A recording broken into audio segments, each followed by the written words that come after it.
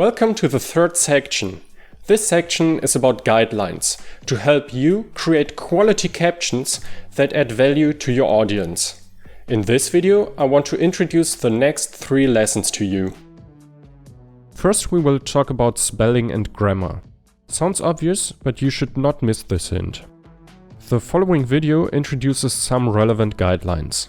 Depending on the client, the type of video, and the language, the guidelines you will be asked to follow will vary. In this style guide, I would like to introduce you to some things you should keep in mind when creating your captions.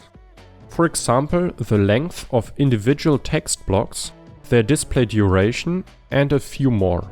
It is important to me that you know what to pay attention to. Exact specifications you will later provide yourself or receive from your clients.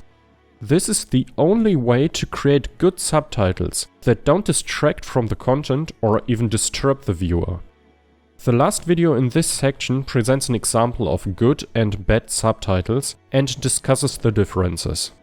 In this lesson you will see what a huge difference it can make when, for example, captions are not well timed or incorrect. I'll show you some unpleasant mistakes and how to fix them or avoid them. I wish you much fun and success with these lessons. After this section, you will be able to judge the quality of captions and you will be able to avoid mistakes and uncleanliness in subtitle creation. If you have any questions or comments, please feel free to contact me directly at any time.